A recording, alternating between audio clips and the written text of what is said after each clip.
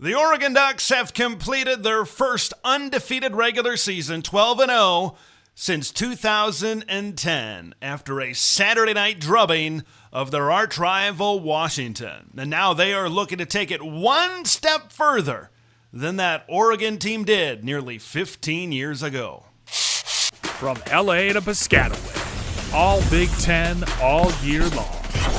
This is Big Ten 10. The Ducks have stepped foot into the Big Ten in year one, and they have established their brand of ball as the brand of ball in this conference. Look, this Ducks team in 2024 has a lot of those trademark things that you look for from a typical Oregon team of the past 20 to 25 years. Really good skill players, a lot of speed, explosiveness. But where Dan Lanning swoops in and takes over is what was really on display in this game Saturday night. That's the power up front, and that is the great defensive play. Oregon exercises their demons. Dan Lanning gets his first W over that W school up north in Seattle, Washington. Now, where do we start off with this? We start off with where Oregon has taken multiple steps forward with Dan Lanning coming in and leading this program. We start in the trenches. Great football teams, national championship level football teams play great at the line of scrimmage. Oregon utterly dominated up front. They utterly owned Washington in the trenches. They were taking up real estate, certainly in the trenches at Autzen Stadium on Saturday night. They were clearly the more physical team at the line of scrimmage on both offense and defense, and that shouldn't be a surprise to anybody. If you watched my preview of this game, and if you kind of looked at, and if you've been following both the Ducks and the Huskies throughout the season, you kind of knew that this is certainly something that could have happened. Like, there were big questions coming into the season for Washington, replacing what they were on the offensive line and the defensive line. Those were big concerns this season, and Oregon has had some really good players on the offensive line and the defensive line. I think that's certainly a little bit of an understatement. Let's talk first about Washington. They absolutely pushed around Washington's defensive line. It all started setting the tone right out of the gate, going all the way down the field and playing offense like a Big Ten football team, running the ball, one more time, running the football. They rushed for 237 yards in this game. They were an ultra physical football team. It's one of my favorite phrases. I've been using it for a couple of years now. Oregon might be the textbook dictionary definition of this. They can beat you any way they choose to beat you. Early on in the football game, they chose to get down and dirty in the trenches. Jordan James, 15 carries, 99 yards, and 2 scores. Noah Whittington, 9 rushes, 67 yards, and he had a touchdown in this game. This is becoming, this running back duo for Oregon, man, they're really starting to hit their stride right now. Look, we knew since early in the season that Jordan James was one of the Big Ten's best running backs. That is not news, right? Certainly to anybody. It's not news that he's certainly at that level, at an all Big Ten type of level, one of the handful of 1,000-yard rushers in the Big Ten this season. But Noah Whittington started a little bit slow. And considering the injury that he was coming off of, yeah, you could understand it maybe took him a little bit to really work back to full strength and really work himself back into the lineup. But man, Noah is such a powerful back for some old school Big Ten fans that are getting their eyes maybe on the Ducks now that they're inside the conference. They love a guy that can just put his head down, put his shoulder down, and just run somebody over. We've seen that multiple times from Noah Whittington. Really, the first time that we really saw it this season was all the way back in that Illinois game. Remember, right at the goal line when he just rammed over a defender in his way to the end zone. He showed that power and that strength in this game, certainly against the Washington Huskies. And if this running back duo and this offensive line continues to build confidence, they get Marcus Harper back in the interior.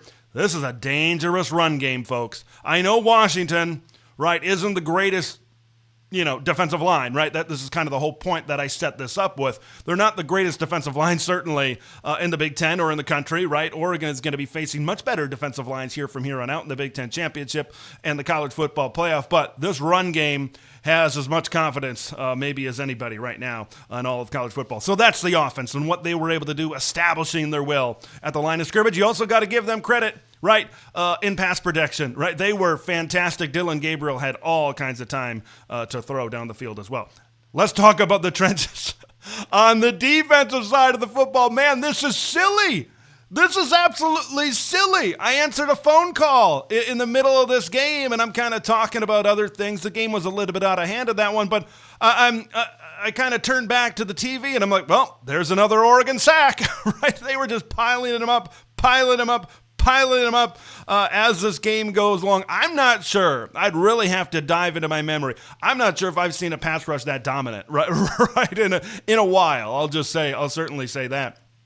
10 sacks in this football game for the Oregon Ducks. I believe they had 16 tackles for loss. Also, you're looking at Jordan Birch coming back from an injury, right? He's been in and out of the lineup. 2.5 sacks in this one. Tatum Tuioti, he's really fun to watch. He's maybe not the most talked about guy at Oregon, right? You talk about the big boys up front, Harmon and Caldwell. You look at when you talk at edge guys, you're talking Mateo Ubiyanga today. You're talking Jordan Birch. Tatum Tuioti is another great depth piece that certainly can come off the edge and create a lot of havoc. He had a sack and a half in this game. Mateo had 2 sacks in this game. And now it's time to talk about, right? I talked maybe about my favorite player, one of my favorite players. I said maybe Tyler Warren, Penn State tight end, is maybe my favorite player, just the different ways that he can do certain things in the Penn State offense. But Bryce Betcher, man, he is the heart and soul of this Ducks defense.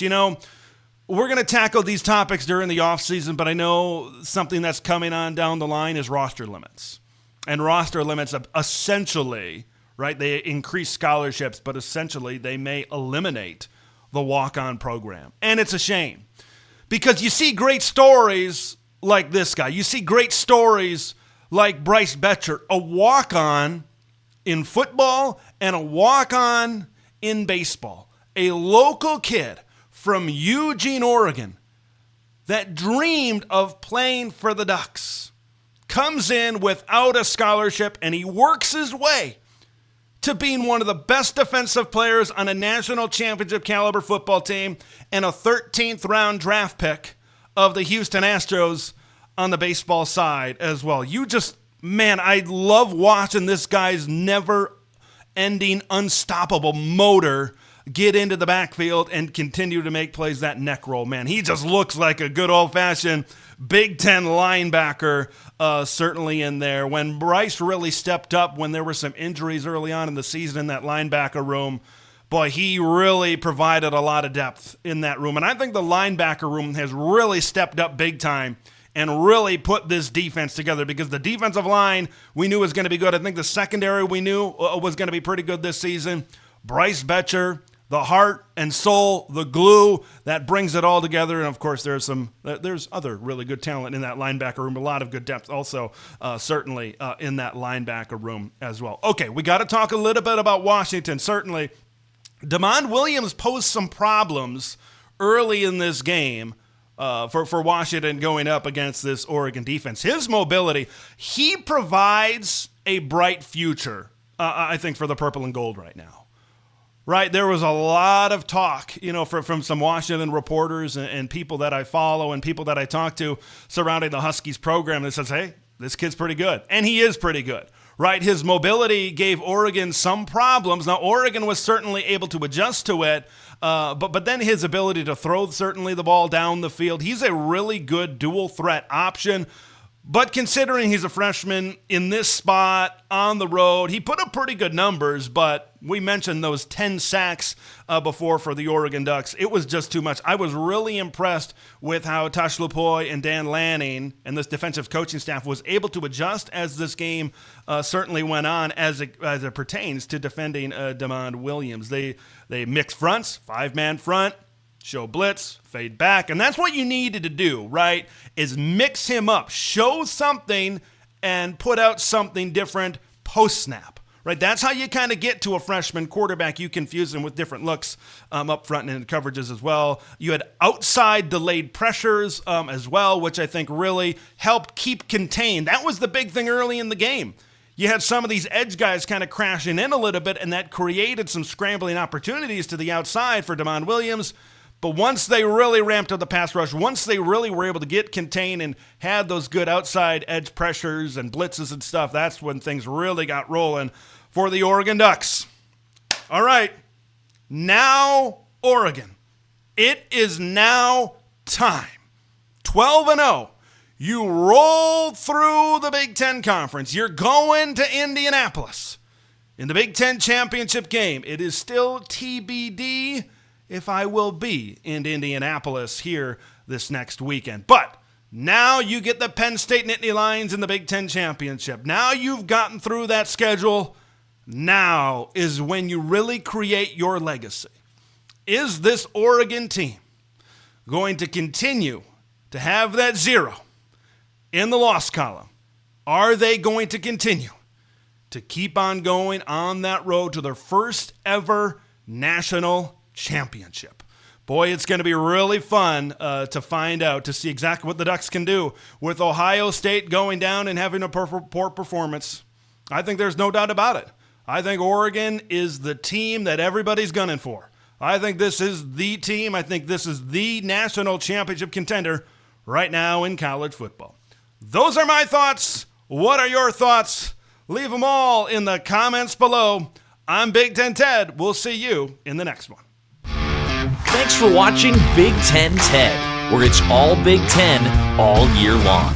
Make sure to like the video to spread the word of Big Ten Ted to the masses, and subscribe to the channel for updates on Big Ten content that drops every day.